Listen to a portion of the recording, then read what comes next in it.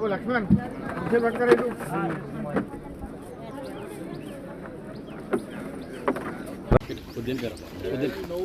కుర్చీలు దొరికినట్టున్నాయి కదా.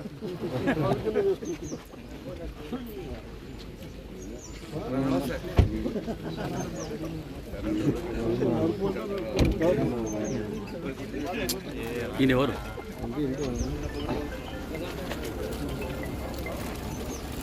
అదే గంటం కూడా టోకన్నా కొద్దిగా ఎందుకు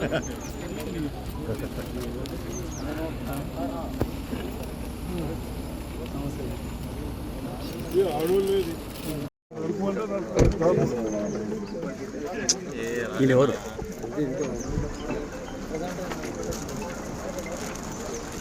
అరే గంటం కూడా టోకన్నా కొద్దిగా ఎందుకు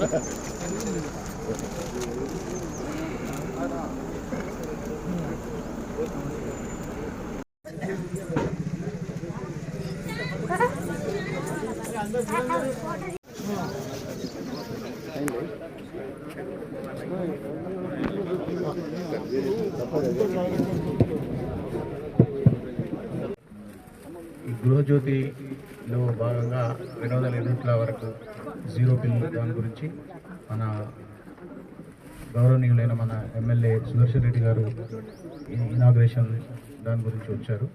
సార్ మాట్లాడాల్సినట్టు. ఈరోజు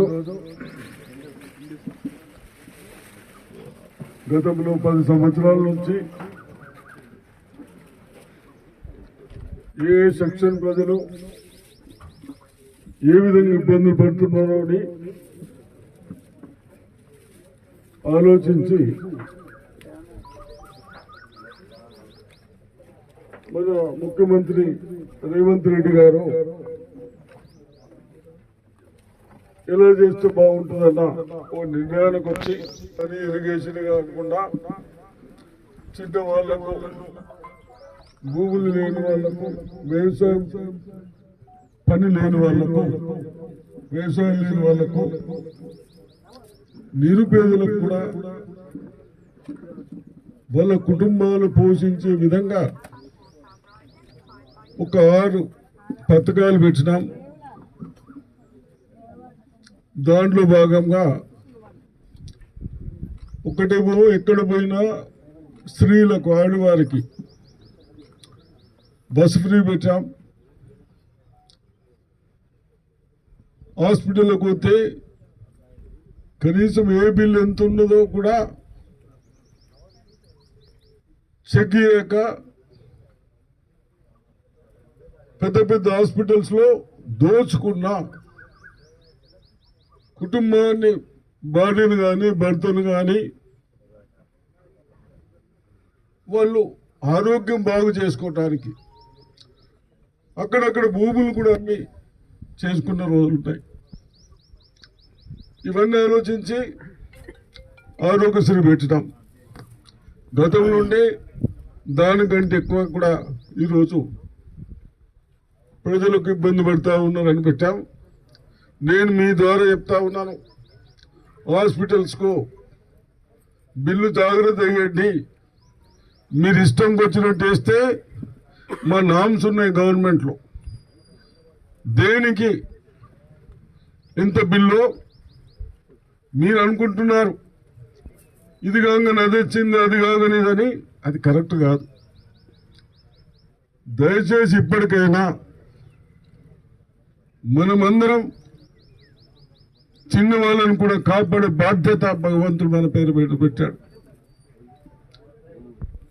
మన హాస్పిటల్స్ కానీ కన్సల్ట్ ఆఫీసర్స్ నిర్లక్ష్యంతో నా ప్రజలు బాధపడతా ఉన్నారు.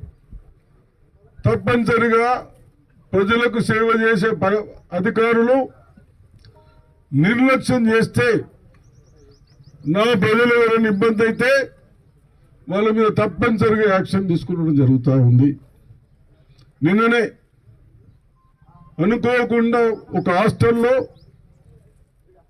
బీసీ హాస్టల్ కానీ ఎస్సీ హాస్టల్, ఎనీ హాస్టల్, అక్కడ వార్డెన్ కానీ అక్కడ ఉండే అటెండర్లు కానీ పిల్లలు కొట్లాడేటప్పుడు ఒకటే రోజు వాటిని చంపేంత రాదు కోపం. 4 రోజుల నుంచి వస్తా ఉండి వచ్చేంటే నిన్ను చంపారు. పిల్లవాడు చనిపోయాడు కానీ ఎంత ఇబ్బంది అయింది తల్లిదండ్రులకు.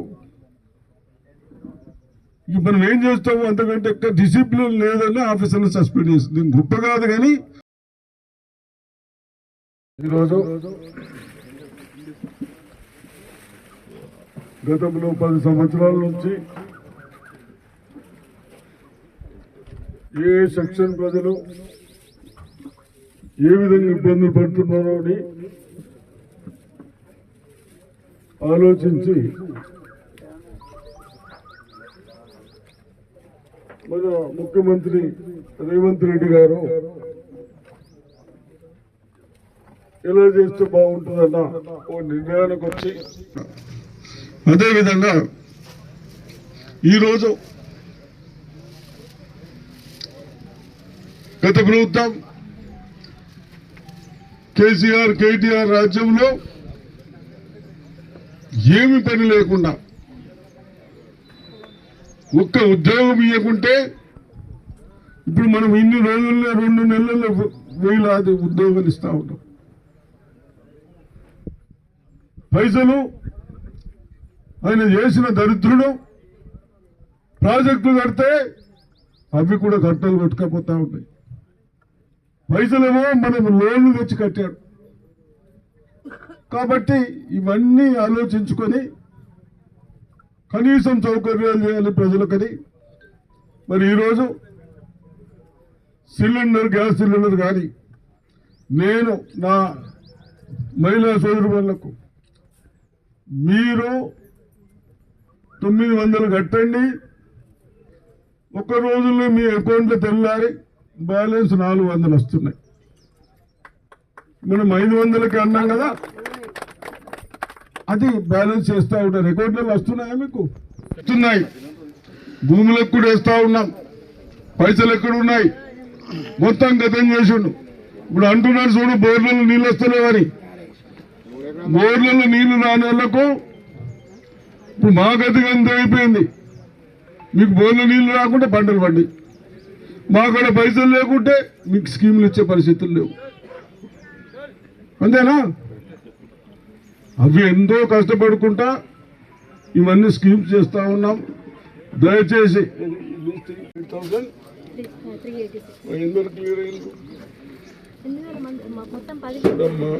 ఇప్పుడు 200 యూనిట్లు కాల్చడంలో మన దగ్గర ఆఫీసర్లు చెప్తా ఉన్నారు 15,000 ఉన్నాయన్నారు. ఇప్పటి వరకు కేవలం 8,000 వచ్చిన, సగం వచ్చినట్టు కొంత తక్కువ ఎక్క. మీరందరూ కార్యకర్తలు కానీ ఆఫీసర్లు కానీ ఇప్పుడు ఏమవుతుంది, ఇళ్ళకి వచ్చే ఇళ్ళకి రాకపోతే మళ్ళా ఇట్లా నాయకులు ఇట్టు తిరుగుతారు కదరా, మరి వాళ్ళకి పని చేసి అన్ని వచ్చేటట్టు చూడదు. ఏమంటున్నా, అది మీ లీడర్షిప్. మీరు ఆఫీసర్లు చూడకుంటే వాళ్ళు మాట్లాడు ఇళ్ళకి కుదరు. కానీ మీరు కార్యకర్తలు కానీ ముఖ్య ప్రజలు కానీ మనం గవర్నమెంట్ స్కీమ్ పెట్టినప్పుడు మన గరీబులకు రాకుంటే మన పద్ధతిలో కూడా ఆఫీసర్లకు చెప్పండి, మనం కూడా చూడండి. ఎక్కడైనా రాకుంటే రెవెన్యూ ఉన్నారు చూస్తారు కదా, రెవెన్యూ అధికారులకు ఇచ్చినాం, ఎండిఓకి ఇచ్చినాం. ఇవన్నీ చెక్ చేయండి. తప్పనిసరిగా అందరికీ 15,000 మందికి వచ్చేటట్టు ఆఫీసర్లు కార్యకర్తలు చూస్తారని నేను ఆశిస్తా ఉన్నాను. అదేవిధంగా ఇది కూడా ఫ్రీ అని పొద్దున్న దాకా లైట్లు ఉంచకుండా ఫ్యాన్ పెట్టుకోండి. ఎండలు బాగా కొడతాయట, ఫ్యాన్లు పెట్టుకోండి, కూలర్ పెట్టుకోండి, ఓడద్దంటున్నాడు. మన సుఖం కొరకు ఏదైనా పెట్టుకోండి. ఉత్తగా ఉన్నాయి ఖరాబ్ చేయకుంటే నీళ్లు కానీ కరెంటు కానీ. అర్థమైందా? ఇప్పుడు 200 కంటే 2 ఎక్కైనా ఒకటంటే మరి మంచిగా ఉన్నదిరా బాబు. 2 ఎక్కైనా బిల్లు వస్తుందా? అది కూడా ప్రతి నెల 0 అవుతుందా? ఇప్పుడు ముందటి లెక్క ముందేమంటుంది, మేము గింతే కాల్సినాం, అది ఇంత బిల్లు వేసి ఉన్నట్టు మీటర్ తిరిగేది తిరుగుతుండే. ఈ నెల ఏర్పడకుండా పోయిన నెల ఏర్పడకపోతుంది. అర్థం చేసుకుని యువకులు కూడా, ఆడోళ్ళు కూడా. దీన్ని మళ్ళా కొత్త టెక్నాలజీ, అంతేనా?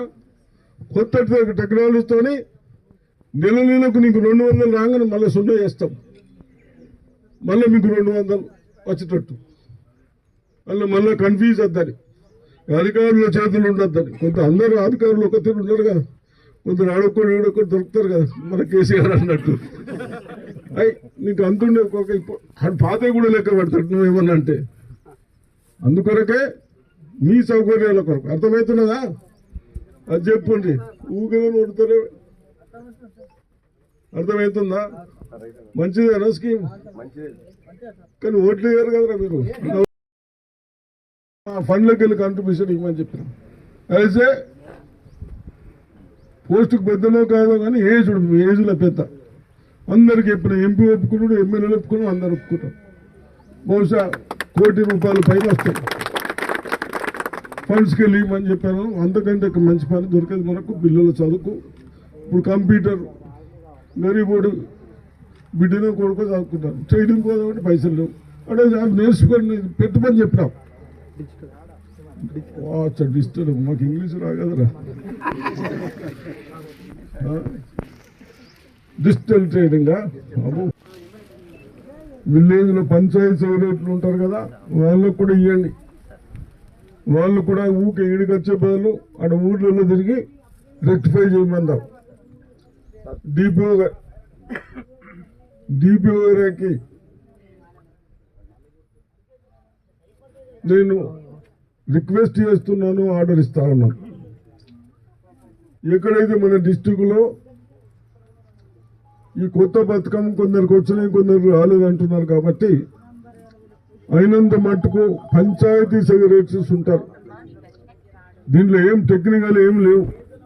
ఆ రిసిప్ట్ చూసి ఏం చేయగలుగుతాం, ఏం చేయలేమో ఒకసారి రాసుకొని తహసీల్దార్ ఎండిఓ గారి దగ్గర పంపితే అయినంత మట్టుకు వాళ్ళు రాకుండా అవి కూడా పరిష్కారం అవుతాయి.